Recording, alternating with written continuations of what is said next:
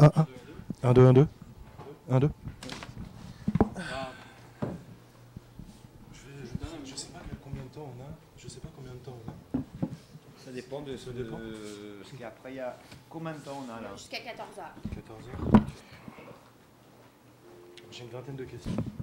À peu près, ça vous dérange pas? Je suis très content de vous voir en tout cas. Gardez 14h si les gens sont en retard. Ok, d'accord. Puis si on Ok, veut. vous arrêtez. Okay. Cool.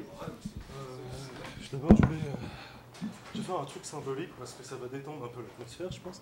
Je pense qu'il y en a besoin autant pour vous. Tu vas pas nous montrer tes fesses. Non, je vais trouver un truc. Tiens, c'est un cadeau. Waouh. Ah, pas mal. Ça, c'est le premier badge. Ah ouais? Qui a été fait par le fan club des Berus à Poitiers. Ah ouais, c'est vrai. C'est vrai, on marche un peu là. Bon, alors, je détends la Où est-ce que tu as chopé ça? J'habite à Poitiers. Ah. Tu connais bien Didier alors? J'ai connu Didier, oui. Ouais. On avait participé à votre concert avec Caméra Silence. Ouais. Tout ça. Donc voilà quoi. Pour moi, c'est 20 ans aussi, quoi. C'est une boucle. Donc j'ai beaucoup de questions. Et tu vis ici maintenant? Et je vis ici depuis 7 ans, 8 ans à peu près. Avec des retours en France des fois, parce que c'est pas très facile non plus de vivre ici. Ouais. Mais ça, c'est encore autre chose. Ça me concerne pas. Bah si, ça me concerne. Moi, Il a habité ici un peu? J'ai habité pas longtemps, j'ai habité un peu moins d'un an. T'as pas supporté? Non, bah, il y a, comme tous les Français, on est d'une autre planète. Et c'est vrai que la société québécoise est déconcertante à plusieurs niveaux, quoi. Donc je sais que c'est pas évident. Ouais. On va commencer. Ok, on commence. Allez. Bon, moi, ma première question, tu vois, j'ai 20 ans de questions à vous poser à la limite, ou pratiquement 21 ans. Je vais essayer de faire ça vite. Des fois, si ça vous plaît pas de répondre, vous répondez pas. Okay. D'accord. Je veux pas vous mettre le couteau sous la gorge. C'est sûrement pas moi. Non, mais je veux pas. Tu vois ce que je veux dire. Nada 84, Nada 2004. Quel commentaire tu peux faire, toi? Justement, on a fait en concert, il y a une intro, justement, et l'intro est un petit peu explicite. C'est-à-dire qu'il y a en défilement pendant tout un morceau l'actualité de 89, à partir de la fin du groupe, à 2004, quoi. Donc voilà, c'est ça un peu, il s'est passé plein de choses en fait. Oui, beaucoup, ouais. Donc soit on en parle là et ça prend une semaine, ou je sais pas, mais bon, on peut simplement dire aussi que effectivement les choses n'ont pas évolué. Exactement dans le sens dans lequel on aurait aimé. Je pourrais même dire que ça régresse à des moments, et notamment au niveau écologie où on atteint un niveau, une catastrophe très très grave. Donc voilà. On n'est pas sorti de la torture mentale. Du blocage non plus peut-être? Et du blocage. Voilà, bien que le bloc a remporté 54 sièges ici, mais espérons que le bloc ne soit pas un blocage. D'accord. Alors, est-ce que tu veux répondre? Oh non, merci. Non, très gentil. Okay. Il n'était pas né encore en Nada 84, mais en 2004, on va voir. Mais je pense qu'il va rien donner, Nada quoi. Alors, on continue sur Nada. C'est quoi les influences du BN au début? Parce que vous n'aviez pas que des influences punk 77. Il y avait des influences rockabilly, il y avait des influences 60s, il y avait Johnny Burnett, il y avait tout ça derrière. Les chats sauvages et tout, enfin les chats sauvages. Bernard Blier et ce cinéma français noir et blanc en DS, c'est clair. Mais est-ce que tu crois que ça n'a pas été perdu ça quelque part un peu là, non? C'est vrai que là on voit qu'il y a un revival punk un peu là depuis 2, 3, 4 ans, hein, il y a plein de petits groupes et tout. C'est vrai qu'il y a une imagerie qui est vraiment formatée. C'est-à-dire qu'on sent, c'est des groupes, ils sont punk, ils sont habillés en punk, ils font de la musique punk. Bon. Mais après ça, justement, le punk, ce que moi j'ai trouvé intéressant et ce qui m'a accroché, c'est l'anticonformisme et justement surprendre l'autre tout le temps. Un punk qui surprend pas son pote punk, c'est pas un punk pour moi. Donc quelque part, en faisant une mode, on est en train de tuer le punk. Oui, tout à fait. Voilà. Donc moi je pense que justement, il faut être plus ouvert d'esprit que ça et pas s'enfermer dans des ghettos artistiques stupides. Justement, on est un groupe... je pense qu'on est assez large d'esprit au niveau style. Moi franchement, j'aime bien. Ça va, c'est très très large. À partir du moment où ça me crée une émotion, où je me sens bien, j'aime quoi. Et ça s'arrête pas au rock, c'est clair et net. Ok. On peut dire, ouais, non. Tu parlais de Johnny Burnett, mais c'est vrai que c'est un truc que moi j'ai découvert assez récemment. en lisant des interviews de la génération d'avant, Asphalt Jungle, Gasoline ou Metal U, c'est à quel point Eddie Cochran a eu de l'influence sur le mouvement punk. Et ça paraît complètement bizarre parce que Eddie Cochran n'est pas franchement quelqu'un de très punk en lui-même, mais disons qu'il y a les gens sont passés par Eddie Cochran en arrivant au punk et ont sauté à cheval sur les Rolling Stones, les Beatles, tout ça, et donc c'est marrant, quoi. Et c'est vrai que dans les années 78 ou 80, on pouvait écouter aussi bien du ska qu'aller voir un concert de rockab et puis écouter des trucs assez pointus comme, je sais pas, Throbbing Gristle ou des groupes un peu dérangés, quoi.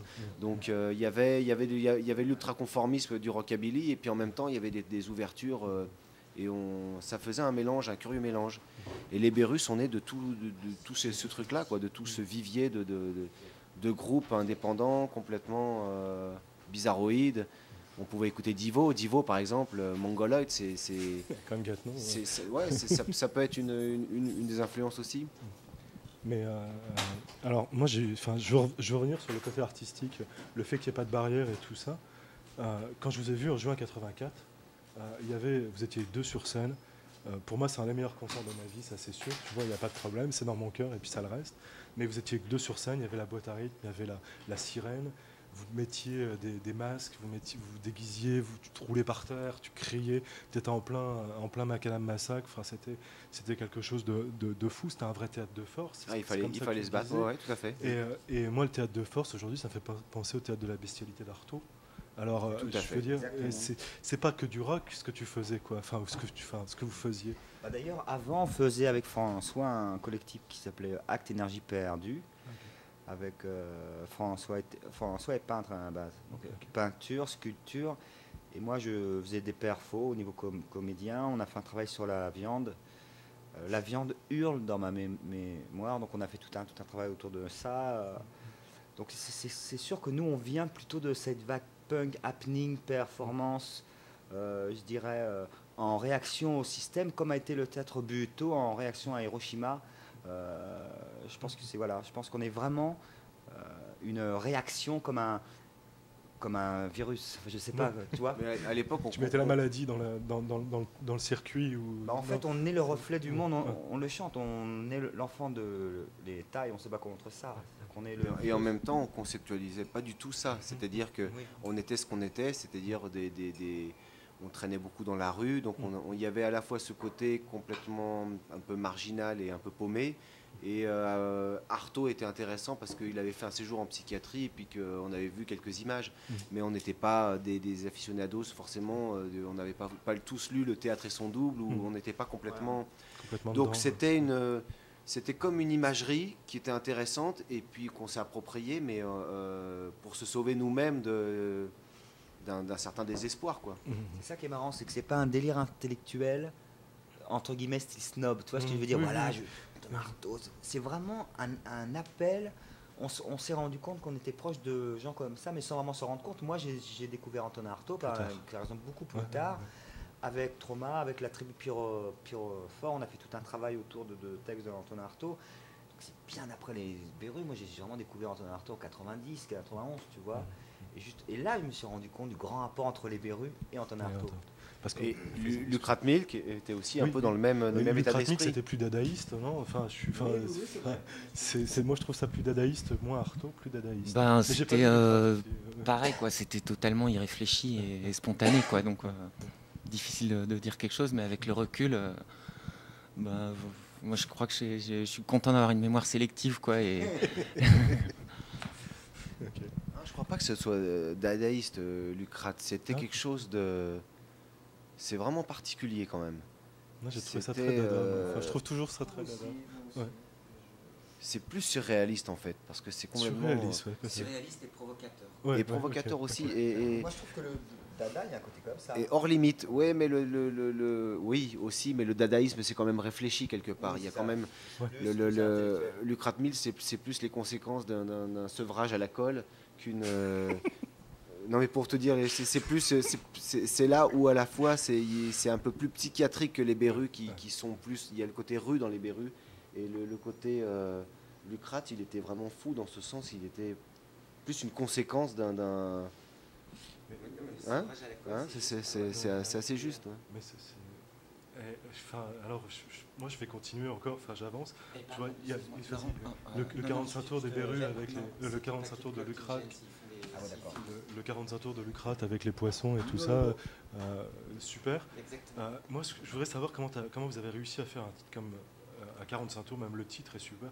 Nada 84, aussi fort, aussi violent, si puissant, où finalement vous aviez tout dit, quoi, d'une certaine manière, sur le blocage, sur la torture mentale, sur le colonialisme, l'aliénation totale. Je veux dire, pourquoi c'est pas resté comme ça, les Berus? Parce que justement, voilà, c'est pas resté comme ça parce qu'on est un groupe vrai et qu'on ne veut pas justement tomber dans le piège de complètement être une caricature de son propre groupe. C'est-à-dire que ce qu'on avait à faire en 83, on l'a fait parce qu'on était comme ça, parce qu'on vivait ça. Ensuite, on a rencontré des gens. On voit déjà Macadam Massacre, une déesse avec pas que les Berus, donc il y avait du monde autour. On commence à sentir. Concerto, on le sent encore plus. Voilà, on le sent encore plus au niveau des chœurs. Et Abracadaboom, c'est vraiment l'album de la troupe. Donc voilà, le groupe a évolué comme ça. Et c'est vrai que c'est marrant parce que on a fait un concert sauvage à la CNT là, voilà. C'était vraiment un concert comme les Berus n'ont jamais fait. C'est-à-dire, c'est notre premier concert sans masque à 3. Pour moi, je me suis vraiment revu dans le feeling K84, K83, tu vois. Ouais, mais est-ce que c'était pas le meilleur feeling? On a super apprécié. Non mais oui, non mais c'est vrai que c'est dérangeant parce que non, ça nous dérange absolument pas. Je suis tout à fait nous, c'est évident qu'on recherche ça à fond. Ouais. On est dans une position qui est pas évidente, Oui, c'est-à-dire qu'on est un groupe connu et quand on fait un concert, ça attire énormément de gens, donc on est condamné. Si on continue à jouer que dans des grandes salles, ce qui n'est pas du tout agréable pour nous en tant que groupe, ça c'est clair. On le fait parce que c'est plus simple et ça fait plaisir aux gens et on peut faire des choses beaucoup moins chères, ok. Mais pour nous en tant que groupe, c'est clair que franchement, les meilleures salles, c'est entre 50 et 400 places. Là, ça tue parce que là, tu sens les gens, tu es en osmose, il y a un rapport vraiment... que nous on recherche plus que le grand show.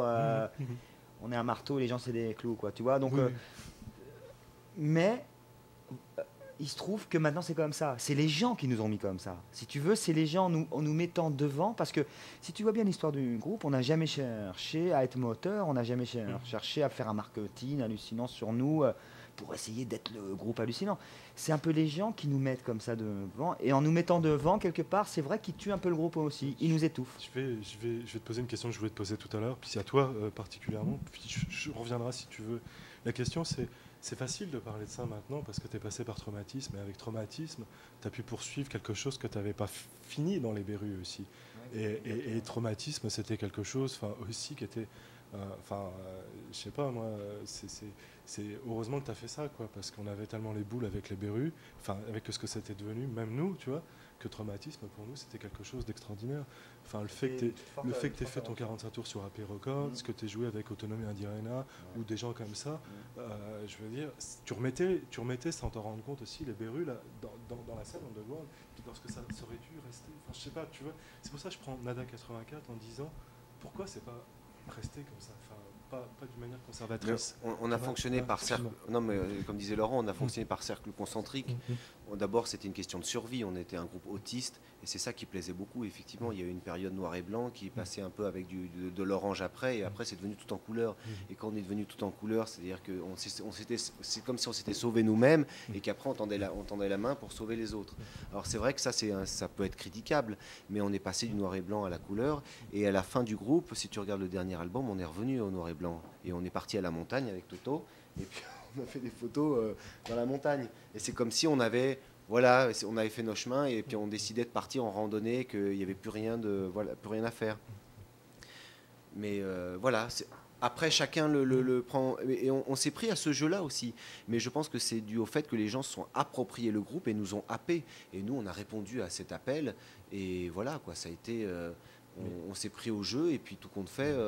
moi, je regrette pas. T'as pas des regrets, je te coupe, excuse-moi, mais t'as pas des regrets à l'époque, je veux dire, à l'époque, vous avez aussi, vous avez quand même posé un monopole sur cette scène-là. J'emploie des grands mots, mais un monopole qui a tué aussi une partie de la scène. Puis il y a eu du sectarisme de tous les côtés. Je veux dire, Ça, c'est sûr, c'est sûr. Quand je vous ai vu avec Caméra Silence, il y avait toute une partie de la scène punk française que j'aime pas mal, mais il y avait des trucs qui me plaisaient pas non plus. Mais elle a été ostracisée aussi complètement. Ça, c'est sûr. Paris faisait beaucoup d'ombre à la province. Ça, c'est clair. Dommage. Non, ça c'est clair, on avait un discours complètement exubérant, mais nous on ne pouvait pas se contrôler. Ouais, c'est ça. Et je pense que c'était... On avait une façon de fonctionner, comme tu dis, petite tête de force, de s'imposer. Alors on s'imposait, et dans toute imposition, il y a un peu un côté radical qui est un peu totalitaire. C'était Batzen qui nous avait reçus au Printemps de Bourges, qui disait les Bérus sont les staliniens du rock. Il avait à la fois raison, mais en même temps, il avait tort, parce que si on ne s'était pas imposé comme ça aurait pas été... Voilà.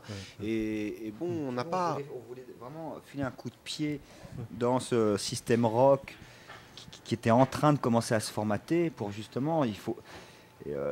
Et c'est sûr qu'à partir du moment...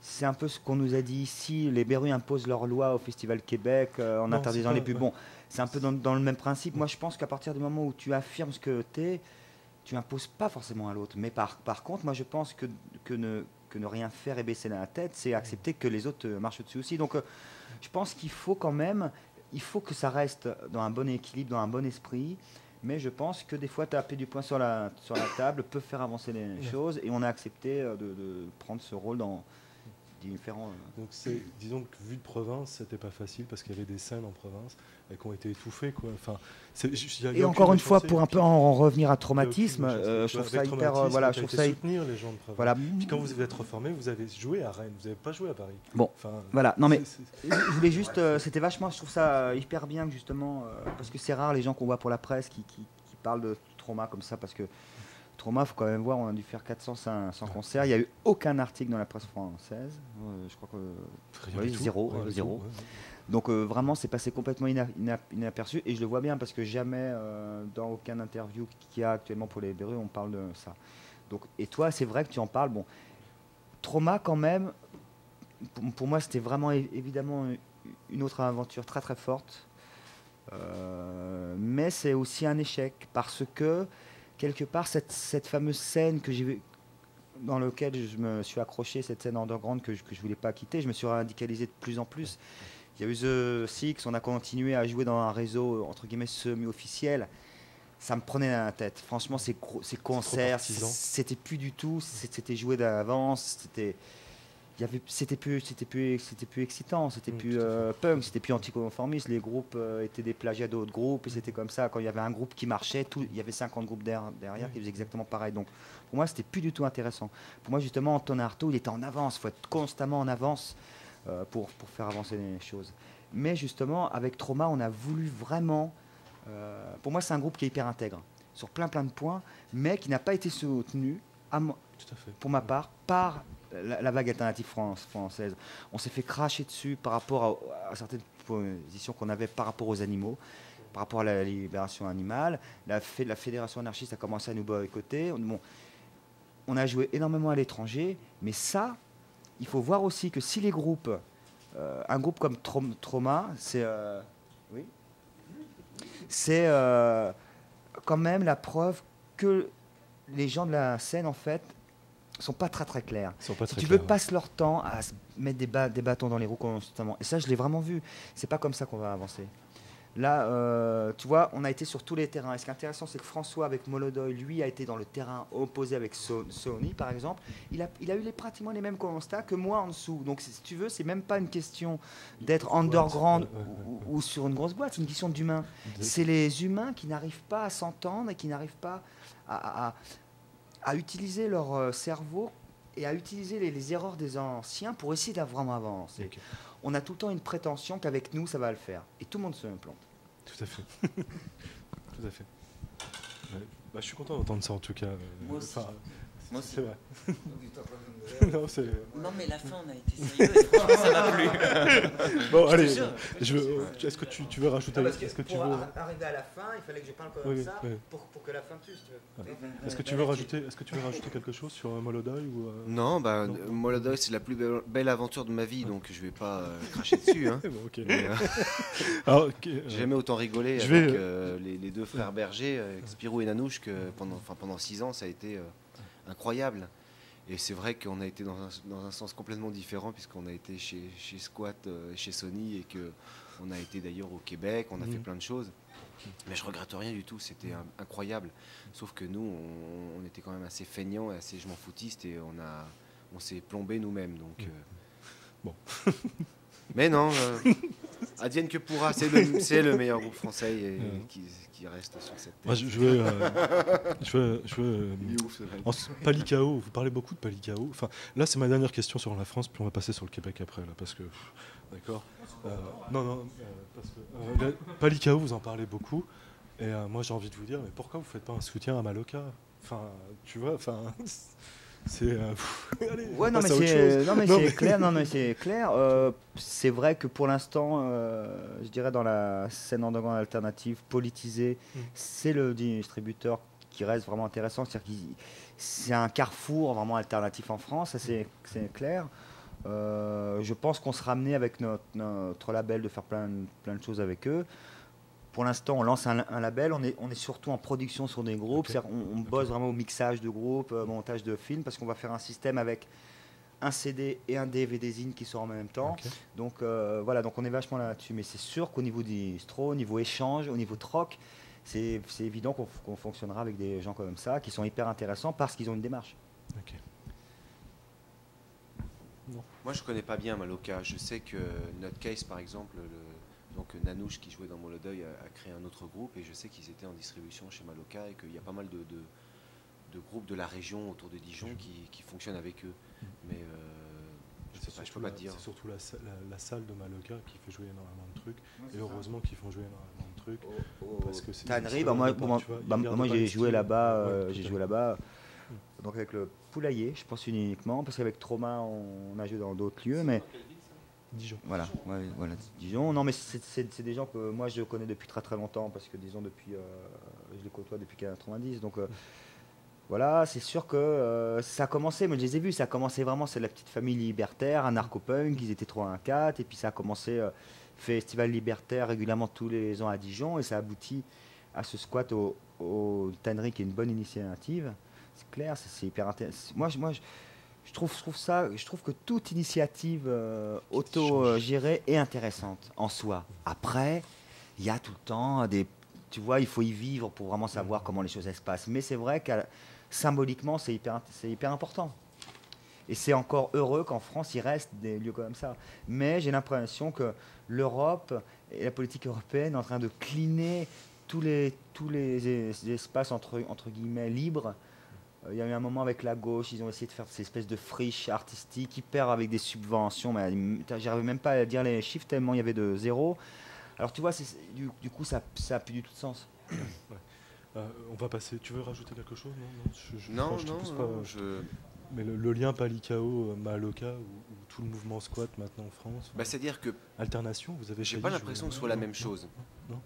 Palikao, pour moi, ça représente quelque chose de fort. Hein. Franchement, Palikao, c'était non pas un squat, mais un lieu d'artiste, peut-être à loyer 48, je sais plus. Enfin, ils avaient un bail un peu particulier. Mais ce qui était intéressant, c'est que tout était axé sur la performance, et tout était axé sur un anticonformisme. Ils étaient justement beaucoup plus proches d'une scène comme Throbbing Gristle, ou alors des expériences un peu... il y avait... Ouais, c'est ça. Où, il y a eu du Buto, moi j'ai vu du Buto là-bas, j'ai les premiers concerts de Rita Mitsuko aussi à l'époque. Il répétait là-bas, non, c'est ça? Juste aussi Il un répétait ou petit pas? détail, voilà, juste une petite différence qui était vraiment pourquoi je pourrais pas dire qu'il y a une ressemblance entre Maloka et Palikao, c'est qu'il n'y avait pas encore ce concept d'être politiquement clair ou politiquement correct. Je veux dire, à cette époque-là, Palikao, c'était instinctif, c'était animal, Artistique. c'était happening. C'était bon. Maintenant, faut être dans la bonne pensée. Et bon, je grossis un peu parce que moi, toi, je les aime bien, tu vois. C'est ce qu'on a Mais reproché à Molodov. si tu veux, il y a quand même un formatage Oui, tout à fait. politique et même artistique. Je veux dire, par exemple, le poulailler, Trauma dérangé en France. Pourquoi Trauma dérangé alors qu'à l'étranger, absolument pas. Parce qu'en France, Trauma était tellement différent et avait un discours tellement à contre-courant des groupes français. Mais par contre, je veux dire, on rencontrait des groupes allemands, des groupes hollandais, des groupes italiens, espagnols, basques dans les pays de l'Est, Homo Militia, des groupes comme ça qui sont hyper radicales et hyper. Eux, ils poussent la happening à fond. En Italie, je veux dire, il y a plein de groupes qui sont. Voilà, avec qui on s'est senti très très proche, avec qui on a fait un 47 tours qui n'est jamais sorti d'ailleurs. Mais bon, tu vois, nous on se sentait, tu vois, donc il y a. Voilà, c'est clair quoi. Allez, on parle du Québec un peu, non? Oui. On est là pour ça. Là, je vais pas parler de la première tournée, des deux premières tournées au Québec, parce qu'il y a eu des histoires après pas possible. Enfin, je n'ai pas envie d'en parler, ok? Je voudrais savoir quand est-ce que il va y avoir une vraie distribution des albums des Berus, puis pas que des Berus, tu vois, de Lucrat Mill, d'MKB, Métal Urbain, blablabla, au Québec, à prix normaux. C'est-à-dire, est-ce qu'il va y avoir des licences? Enfin, tu vois, Métal Urbain, ils sont signés à New York. Là, regarde, là on est ici. Bon, là on est ici. Là, ici, c'est une distro. Bon, c'est sûr, ils ont un catalogue que moi, bon, je n'ai pas trouvé hyper intéressant, mais à part ça, ils sont prêts à pratiquer nos prix, etc. Donc, on va fonctionner avec eux ici, on va voir. C'est sûr que maintenant, on a un label. Et on espère que ça se passe bien. Parce que, franchement, c'est sympa, on est bien accueillis, tout ça. Après, il y a ça, être bien accueilli, et après qu'il faut aussi que ça nous convienne au niveau éthique. Mais ça, on verra plus tard. Je pense qu'il faut aussi donner la chance aux gens. Parce que ici, vous avez plein de gens qui enfin, c'est fou, parce que les kids du Québec, sur 10 ans ou sur 20 ans, là, ils cherchent les albums, ils les trouvent pas. Voilà, donc c'est pour ça, voilà, on a... Je dirais c'est pas de notre faute. Non, oui. C'est un concours de circonstances qui a fait que d'abord ici il y avait quand même Cargo, il y avait Tir Groupé qui nous a fait venir à l'époque, et tu connais, je pense aussi bien que nous les problèmes qu'il y a eu avec Banlieue Rouge et un certain nombre d'autres groupes. Oui. Donc on a été de malchance en malchance, et je dirais que ça il restait quoi? Il restait peut-être Indica, tu vois. Il y avait Local aussi, il y a Local Distribution aussi avec Bisaillon. Mais il n'y a pas grand-chose quand même, il y a tu pas vois. grand-chose. Et c'est pas pour. Et là, nous, dans une position très inconfortable parce qu'on a besoin de quelqu'un qui ait les reins solides et qui. Il y a une demande forte. Donc c'est pas tellement. On pourrait faire un petit tirage à 1000 exemplaires, machin. Ça servirait pas à grand-chose. On s'est posé la question. Si ça servirait à faire un collector et qui serait vendu qui serait vendu très cher après. Voilà, Voilà, c'est ça le piège. Donc pour nous, c'est important qu'on puisse trouver. Oui, ça c'est le système de l'offre et la demande. On est dans un système comme ça. On a pensé depuis des années à faire quelque chose avec le Québec. Depuis que je suis là, c'est moi j'arrivais avec la cassette les meilleurs concerts ou les trucs, tu les trouvais pas ici, même en CD il y a 8 ans quoi. Enfin, c'est complètement aberrant. Enfin, non, je sais parce bien. que pour nous c'est de l'histoire et ici c'est le début de l'histoire. Autrement, nous on est à fond avec un label, bon, FZM, c'est notre label. Ça a été un nom sur nos disques qu'on a trouvé depuis 1987. FDM, c'est Folklore de la zone mondiale, Voilà. c'est ça. Ouais.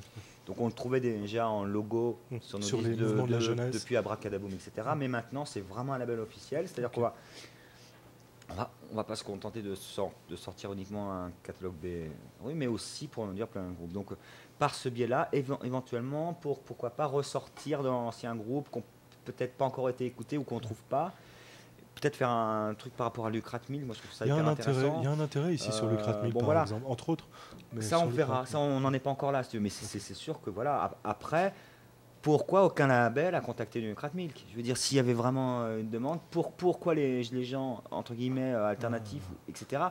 Parce que bon, tu vois, tu peux toujours contacter les groupes. C'est très difficile ici, vu d'ici, c'est très difficile, Lucrat Mill, que les gens n'ont pas forcément de l'argent pour faire un label, enfin ceux qui sont intéressés.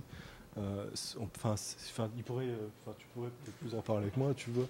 C'est pas très facile non plus pour les petits labels. Il y a une scène qui se développe. Enfin, ça va être ma deuxième question. À la limite, c'est ça sur le Québec.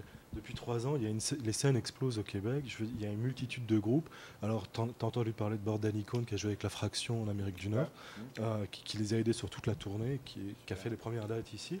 Les Frénétiques, Sainte-Catherine, qui a un label qui s'appelle Dare to Care, qui fait une compilation Montréal Spirit, qui est vraiment pas mal. Tu as JFK, tu as Jeunesse Apatride, Esclaves salariés, Ineptie, je sais pas moi. Et pourquoi vous jouez pas avec eux, à la limite, là, pendant les quelques jours que vous avez? Ouais, non mais clair, non mais ça c'est clair, mais en même temps, tu sais, nous on est en France, le Québec c'est loin. On est parti du principe qu'il fallait trouver un représentant FZM ici. Donc on a branché Erwan parce que voilà, parce qu'on le connaît, parce que voilà. Surtout François qui a eu, ils ont vécu des choses ensemble fortes. Bon, on lui a fait confiance et puis c'est lui qui a géré ça. Il a trouvé intéressant de faire jouer Akuma et Vulgar machin. Moi personnellement, je connaissais pas les groupes avant. Je pense que pour Masto et François c'est pareil. Et autrement, les groupes de la scène québécoise, effectivement, je ne connais pas énormément. Je sais que la Fraction est venue jouer ici, a fait une tournée aux États-Unis, mais j'ai pas eu l'occasion de les rencontrer depuis, d'en parler avec eux, donc je sais absolument. Donc on était un peu dans le flou, et quand on est dans le flou, à ce moment-là, voilà, on branche une personne sur place, et Tu puis vas chercher quelqu'un que tu connais. à partir du moment où tu branches quelqu'un, tu lui fais confiance, parce que si tu branches quelqu'un. Et puis il y a un décalage. Le CD de Jeunesse Apatride, il a été chroniqué dans le dernier Barricata en France, Je sais pas, le zine du Rache de Paris. Une revue qui est très intéressante. Et donc on en prend connaissance aujourd'hui et on les a vus hier. Et donc j'ai pas écouté, je sais pas ce que ça donne. Donc on n'est pas, il y a un décalage. Et effectivement, Akuma c'était peut-être plus simple et Vulgaire machin aussi parce qu'il y a une histoire commune un peu. Le fait qu'il y ait d'anciens de banlieue rouge, etc. Bon, ça fait partie un peu de nos cercles d'amitié. Mais maintenant, je connais pas assez bien la scène pour te dire on va jouer demain avec tel ou tel groupe. Parce que c'est une scène qui est en pleine, c'est une scène qui est vraiment en Tu vois, pleine expansion. encore une fois, ce qui serait vachement simple, c'est que justement que Beru puisse ne pas forcément intervenir constamment pour comme un super-héros qui doit arriver à chaque fois pour relancer des choses. Tu vois ce que je veux dire? C'est-à-dire que bon, je me rappelle, au début du groupe, il y avait une nana qui avait fait une thèse, je sais pas si tu te rappelles, comme Zorro, Beru est arrivé, bref, bon. C'est marrant, mais je trouve que ça justement, c'est hyper malsain. Il faut que ces vagues-là arrivent. Voilà. Non mais tu vois, il faut absolument que les gens. Après, de toute façon, si on doit être là, si on est là à ce moment-là et qu'on a envie, on le sera. Je vais te poser une autre question. Alors à la limite, c'est vous êtes ici là aujourd'hui à Montréal, vous jouez le 11 juillet. Qu'est-ce qui se passe entre temps? Vous êtes en touriste? Vous êtes en affaires? Non, vous voilà. allez jouer de temps en temps? Non, mais ce qui se passe. Non, tu vois.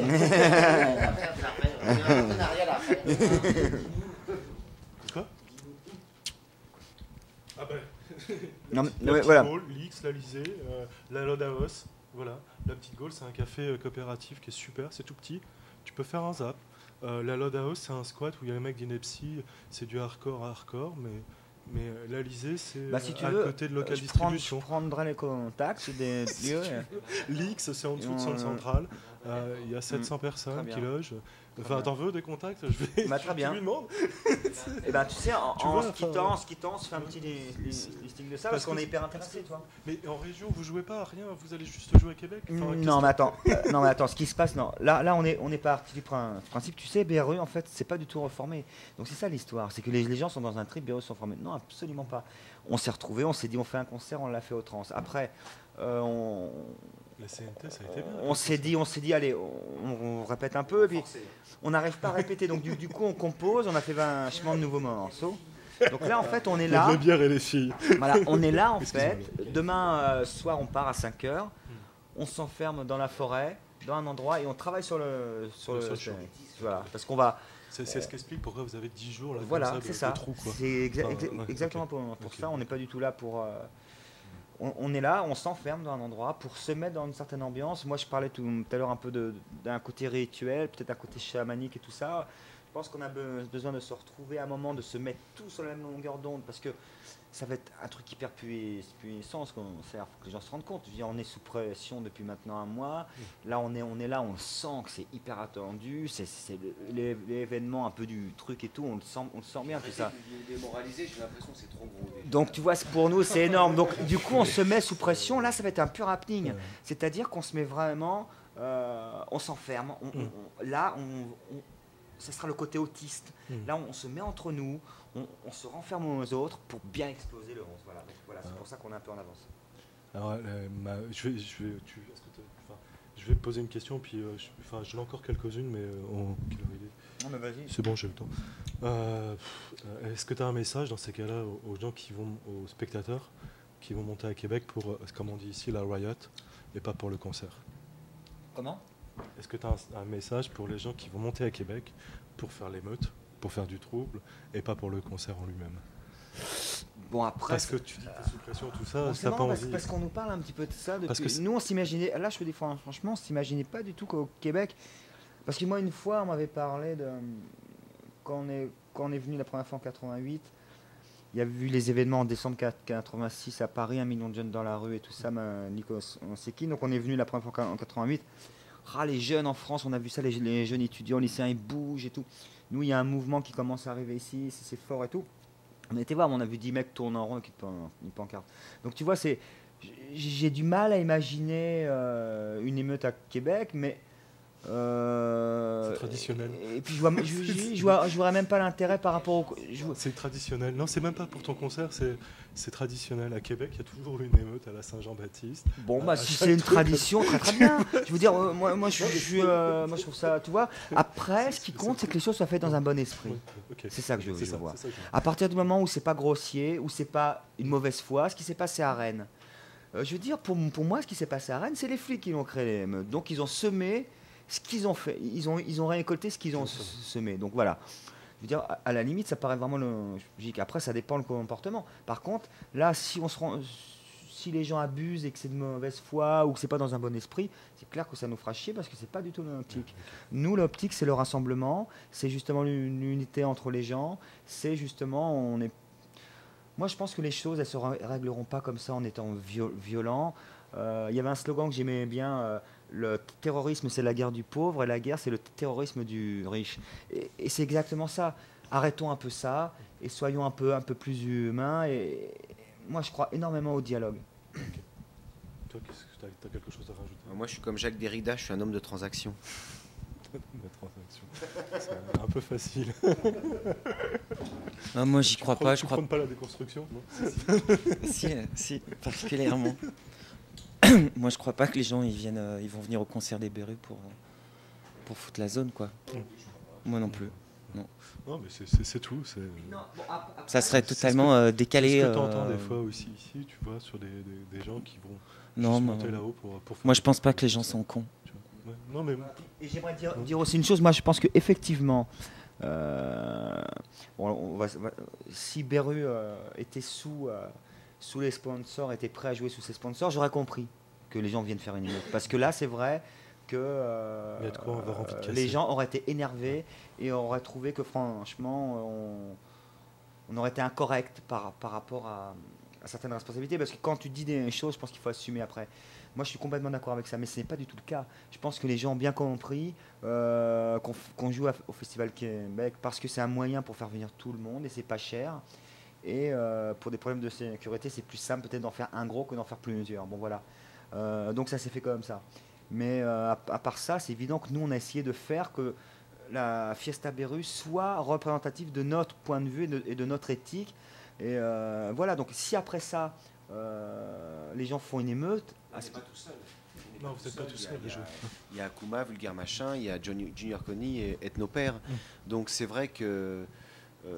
pourquoi le festival d'été, ce côté décentralisation, c'était bien aussi pour cette raison. On avait envie de jouer non pas forcément à Montréal tout de suite, mais jouer dans un truc comme ça. Et avec cette fiesta, c'est énorme, hein. On est plus de 40 personnes à venir. Ça fait quand même un gros c'est un gros déplacement, hein. Et ce qui n'empêche que pourquoi pas plus tard rejouer dans d'autres conditions, dans des petites salles. À Montréal, à Québec, à Sherbrooke, on ne sait pas ça. Il y a plein de... Mais c'est vrai, il y a une chose qui est claire, parce que c'est marrant quand tu parles qu'en 84, moi je me rappelle, le premier concert en province qu'on a fait, c'était à Tours en 83, et une petite feuille photocopiée, un machin, voilà, nous on vient jouer, tu nous payes 1000 balles, c'est bon, les mecs ils signent, ok, c'est bon, voilà, ça se passait comme ça un concert, ça se réglait au téléphone, et puis tu envoyais ça par lettre, et en une semaine ou 15 jours, c'était réglé. Là, c'est vrai qu'on se rend compte que les Berus maintenant dérapent dans des trucs, parce qu'on peut pas, je veux dire, on est obligé, on se retrouve à faire des concerts comme pas forcément on les voit. Tu vois ce que je veux dire? Et c'est en fait, malgré nous, c'est pas un calcul si tu veux, on n'est pas là maintenant, c'est bon, on est un gros groupe, on va faire ça. Non, nous on est exactement comme on était avant, sauf que maintenant on est énorme. Alors du coup, il y a un décalage. On est condamné. Tu vois, et c'est un peu pour ça, je pense qu'on avait arrêté aussi en 89. Et c'est vrai que là, on a repris de façon tout à fait émotionnelle. Voilà, non mais c'est peut-être aussi ce qui va arriver. Parce que c'est évident que si pour nous, ça devient compliqué et que ça ne correspond plus à comment on voit les choses, on ne jouera pas. Ou alors on interviendra comme ça, de façon surprenante à des moments, parce qu'on aura envie. Voilà, j'ai une question à te poser, c'est... D'abord, vous remerciez les Young Gods sur votre DVD, là, sur le nouveau DVD qui est sorti ici. C'est quoi? C'est parce que c'est un duo Non, c'est parce que Franz, c'est vraiment... c'est parce que Franz a mixé certains morceaux du dernier album, et notamment Camouflage Dub, version Dub. Voilà. Donc c'est parce que moi j'ai adoré... Enfin, c'est moi surtout qui me suis retrouvé en mixage avec Franz. Et je trouve que Franz, c'est vraiment quelqu'un que j'adore. Il est entier, à fond. Il est à fond dans son truc. Et ces mixages m'ont hyper impressionné parce qu'ils étaient physiques. Je l'ai vu monter sur la table, être à moitié en transe, sentir le son. Et je trouvais que c'était une super expérience. Et je trouve que c'est un personnage très fort. Alors, pour revenir au concert, c'est...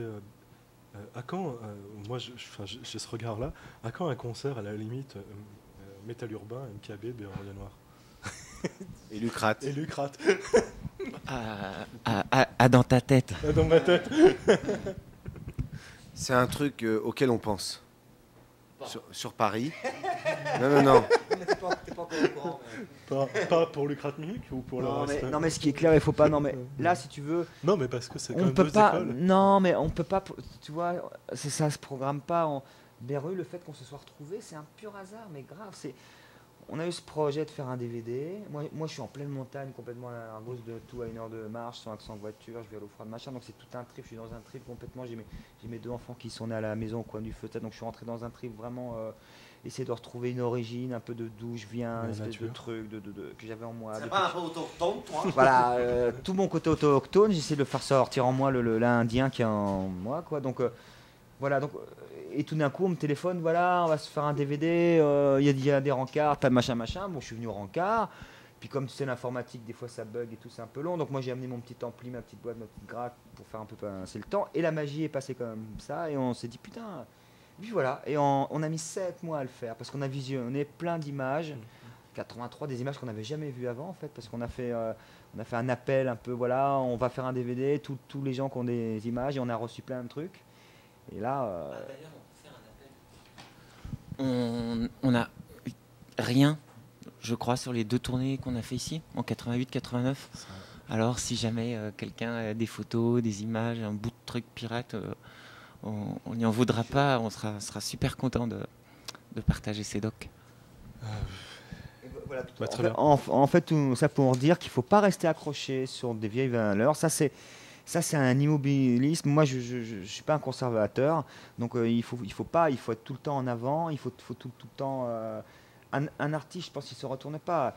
Comme le chant au sang, avancer, se replier, avancer, mais toujours avancer masqué. J'avance masqué. Mais tu vois ce que je veux dire, c'est-à-dire être toujours en avant. Et je pense que justement, pleurer des groupes qui n'existent plus, je trouve pas ça très très artistique en soi. C'est justement, c'est bien que ces groupes soient morts parce qu'ils ont permis peut-être d'autres choses. Je veux dire, Masto a fait d'autres choses, Lol a fait d'autres choses, Gabo, le batteur, est rentré dans un autre trip, une autre spirale de vie.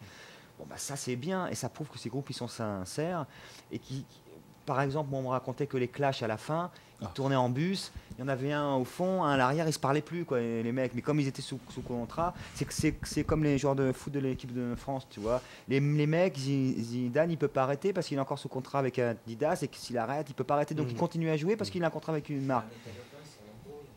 Ils sont 4 sur scène, ils sont 4 à l'heure actuelle. 1, 2, 3. Je sais pas. En tout cas, j'espère ça, c'est vraiment. Tu vois, quand les groupes se déchirent, c'est comme un couple. Mais Métal Urbain, c'est la reformation de Métal Urbain. Moi, je la vois comme. Ce qui est bien, c'est que d'abord, les disques de Métal Urbain et puis de Metal Boys étaient complètement introuvables. Mais introuvables. Et pour les jeunes, c'était bien aussi de les avoir. Et puis, à la limite qu'ils soient reformés, c'est bien aussi de les voir. Mais, je sais pas. Non mais c'est sûr que ça paraît pas excitant. Je le prends comme toi. Je le prends comme toi. C'est excitant, c'est sympa parce que c'est comme.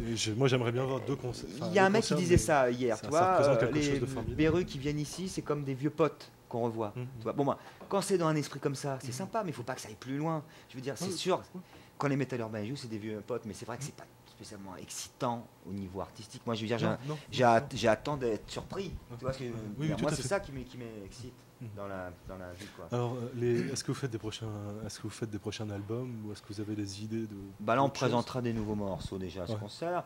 On en a fait plein, je te cache pas on est parti dans plein de sens assez clairs qu'on n'arrête pas. C'est-à-dire qu'on ne s'est pas vu depuis 14 ans, c'est comme si qu'il fallait rattraper 14 ans. Je sais pas ce qui se passe, on n'arrête pas, on fait plein de nouveaux morceaux. Alors, ça s'arrête pas. Je veux dire, c'est simple. La musique, ils m'ont dit putain, François, faut que tu poses 15 textes en 2 jours. Tu vois, ce qui s'est passé, c'est qu'on s'est retrouvé pour répéter un peu petit à petit par rapport au concert ici. Donc, on revoir un peu les morceaux, arranger un peu les morceaux, parce que on fera pas un réchauffé, hein, que les gens ils s'attendent pas du tout que. On n'est pas du tout nostalgique. Hein. Moi, j'aime pas du tout, c'est un sentiment que j'aime pas. Mais est-ce que tu as envie d'aller chercher d'autres musiciens dans des musique rail, musique ça, on verra. Je tzigane, pense que si on fait un album, tu vois je pense que si on fait un album, c'est évident qu'il sera, il sera ouvert. Moi, je le vois vraiment comme ça. Après, les gens avec qui on travaille, ça se calcule pas à l'avance. Parce que nous, on fonctionne à l'amitié. Et je pense qu'un bon groupe, il faut qu'il ait une histoire entre les gens. Je crois pas du tout au groupe qui se forme par petite annonce. Alors peut-être qu'il peut y avoir un hasard qui fait que même par petite annonce, ils ont une osmose entre eux. Mais à mon avis, ça doit être très rare. Je crois plus aux amitiés qui aboutissent à un projet. Comme faire un groupe, ou monter une troupe, ou faire une asso, ou faire un label, un fanzine, tu vois. Voilà. Donc ça sera comme ça. Après, on verra, suivant au fil du temps, les rencontres, etc. On va peut-être être amené à voyager. Peut-être on va partir un peu voir les Touaregs, parce que la guitare est un instrument qui est hyper important là-bas. Et moi, ça m'a fait flasher. J'aimerais bien faire un petit échange culturel avec eux. Donc peut-être en faisant des petits voyages comme ça, on sera amené à rencontrer des gens. Voilà. Mais ça, on peut pas en parler avant, quoi. Ok. Est-ce que tu veux rajouter Pour l'instant, c'est un laboratoire d'idées. Il y a plein de choses mais c'est vrai que je suis assez d'accord, il ne faut pas refaire la même chose. Ça n'aurait pas vraiment grand intérêt. Tu ne peux pas écrire 2 fois un texte comme Porcherie ou un texte comme Vivre libre ou mourir, s'il n'y en a qu'un comme ça. Et apprendre ou à laisser, on verra. C'est-à-dire que je veux dire, ce qu'on fera, on n'a pas la prétention d'être les maîtres du monde, donc chacun, très modestement, on fera quelque chose, je pense, si on en a l'envie, si on est content de ce qu'on a fait, et puis on verra. Je pense qu'on peut arrêter. Ça va? Est-ce que tu as des... je vous remercie en tout cas. Toto. Enfin, il y a des questions que je ne vous poserai pas. J'ai pas envie de les poser. Moi, c'est trop marrant. Si t'as pas envie, c'est très bien. J'ai pas envie. Je vous Si remercie. t'avais envie, t'aurais pu. Est-ce que je peux faire un cliché? Oui, Je absolument, l'enverrai absolument. sur le site. Ça vous dérange pas?